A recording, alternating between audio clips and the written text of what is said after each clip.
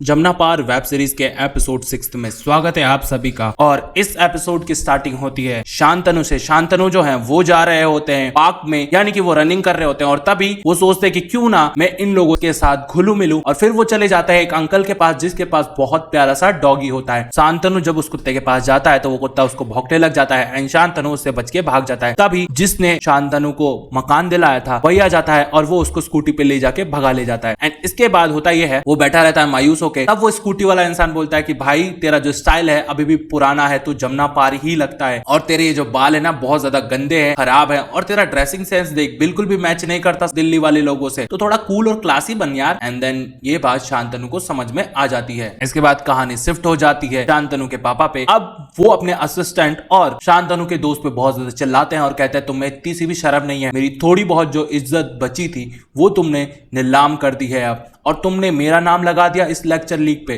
तब उसका असिस्टेंट बोलता है कि सर मुझे आप बहुत ज्यादा प्रॉब्लम में लग रहे थे और वो राणा भी बहुत ज्यादा उछल रहा था इसलिए मैंने ऐसा किया। तब गुस्सा आ जाता है शांतनु के पिताजी को और कहते हैं कि ये हम दोनों की व्यक्तिगत लड़ाई है, तुम लोग ऐसे थोड़ी ना लड़ाई सॉल्व करोगे। और इसके बाद वो बहुत ज्यादा गुस्सा हो जाते हैं और अपने असिस्टेंट और शांतनु के दोस्त को निकाल देते हैं और कहते हैं कि नजर मत आना दोबारा। और इसके बाद वो उसका बैच भी छीन लेते हैं। एंड इधर दिखाया जाता है शांतनु के पापा जो है वो बहुत ज्यादा परेशान हो जाते हैं अपनी लाइफ से। इसके बाद दिखाया जाता है शान को। शांतनु जो है वो सोचता है कि क्यों ना अपना हुलिया चेंज करवा के आऊं और बताऊं सबको कि मैं क्या चीज हूं। और इसके बाद वो चला जाता है पार्लर में, अपने बाल वाल सेट करवा लेता है, शॉपिंग करता है बहुत सारी, और इसी के साथ साथ एंड्रॉइड फोन छोड़ के आईफोन खरीदता है। एंड देन वो सूट बूट पहन के निकल जाता है अपने ऑफिस में। जैसे ही वो ऑफिस में एंटर होता है सारे लोग उसको देख के भाई चौंक जाते हैं कि भाई बंदा तो पूरा ही चेंज हो गया है। एंड इसके बाद जब वो वापस से कॉफी पीने जाता है तो सारे लोग उसका मजाक उड़ाते हैं कि भाई सूट बूट में आया है तो क्या हम पे ज्यादा ही चढ़ेगा, तू टेंशन मत ले, तू अभी भी वही है ठीक है ना, और तू हमसे बात करने की कोशिश मत कर। और सारे ऑफिस वाले वापस से उसका मजाक उड़ाने लग जाते हैं और शान को समझ नहीं आता है कि अब मैं क्या करूं। इसके बाद वो मेट्रो में कुछ सुन रहा होता है, तभी देखता है कि सारे लोग आपस में इंग्लिश में बातें कर रहे हैं और बहुत बड़ी बड़ी बातें कर रहे हैं। एंड देन पता चलता है बैकग्राउंड से एक आवाज आती है कि देखो तुमने अगर बाहर से खुद को बदल लिया है तो अंदर से भी बदलना पड़ेगा, वरना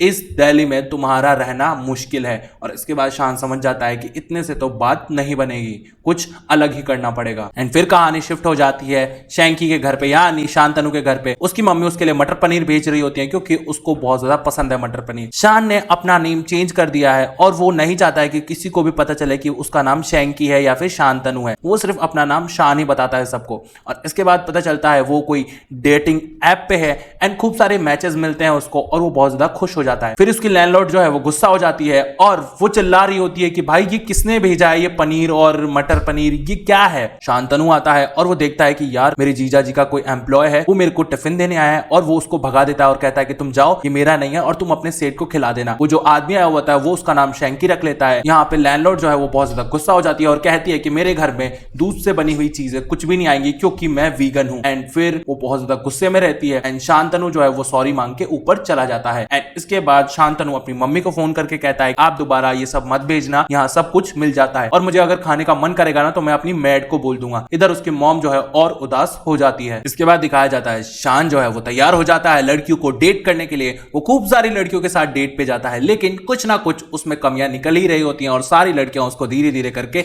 रिजेक्ट कर देती हैं। एंड देन लास्ट में मिलता है वो एक लड़की से जो कि बहुत अच्छी बीट बॉक्सर होती है एंड वो उसको परफॉर्म करके दिखाती है और शान बोलता है वाह यार तुम तो काफी ज्यादा कूल हो। तभी वो लड़की कहती है कि चलो एक मेरा बॉयफ्रेंड है और तुम भी मेरे सेकेंडरी बॉयफ्रेंड हो। और फिर वो शॉक्ड हो जाता है और कहता है कि ये तुम क्या बोल रही हो, और शान भी वहां से भाग जाता है।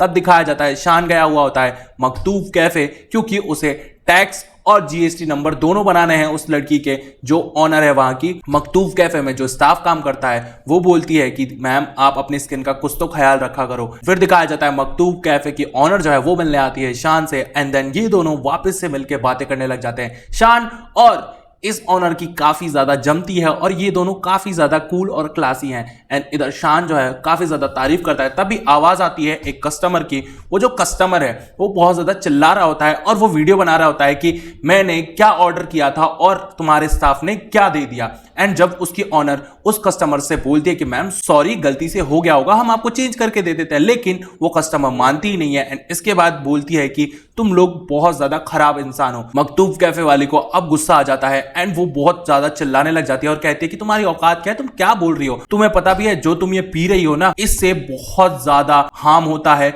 मधुमक्खियों को, कईयों की तो जान भी चली जाती है। इस वजह से वो बहुत ज्यादा चिल्ला रही होती है और बता देती है उसको अच्छे से कि तुम क्या हो और तुम यहाँ से निकल जाओ, हमारे कैफे में दोबारा मत आना। और वो कस्टमर वहां से चला जाता है। एंड इसके बाद शान जो है वो जाता है वापस से मिलने उस ऑनर से एंड कहता है कि वाह यार तुम तो काफी कूल हो और तुमने सही जवाब दे दिया। एंड फिर शान जो है वो इससे इसका नाम पूछ लेता है एंड फिर वो कहती है अबे यार तू इतने टाइम से आ रहा, मेरा नाम नहीं पता। एंड फिर वो अपना नाम सारा बताती है। एंड ये सारा और शान जो है ये दोनों बातें करने लग जाते हैं फिर से और इनमें बहुत अच्छी तरह बनने लग जाती है। होता ही है शान जो है समझ जाता है कि भाई अगर दिल्ली के लोगों को हैंडल करना है तो उनको भी उल्टा जवाब देना पड़ेगा, तभी जाके ये पार पड़ेगी। अगर मैंने उल्टा जवाब नहीं दिया तो ये साले तो मेरे पे ही हावी हो जाएंगे। एंड इसके बाद शान समझ जाता है कि ऐसा ही करना है। एंड देन जब वो मेट्रो में जा रहा होता है तो एक बंदा उसके पास आता है और फिर शान उसको झाड़ देता है कि भाई तू खड़ा ही रहे और जब सीट मिलेगी ना तब बैठ जाइयो, ठीक है, और मेरे भी घुटने में दर्द हो रहा है, चल जा उधर खड़ा हो जा। इसके बाद दिखाया जाता है शान के ऑफिस में एक पार्टी होती है जिसमें उसका बॉस जो है वो बहुत ज्यादा खुश है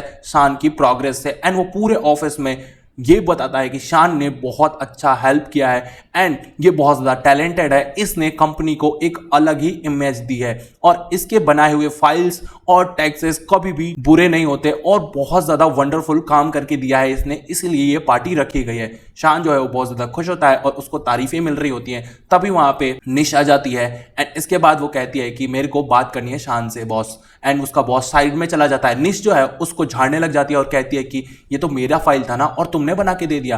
तब शान कहता है कि मैं एक हफ्ते से तुम्हें बोल रहा था तो तुमने क्यों नहीं बनाया। एंड इसके बाद निश को और गुस्सा आ जाता है और कहती है कि तो ये मेरा मैटर है ना, मैं कभी भी बना के दूं।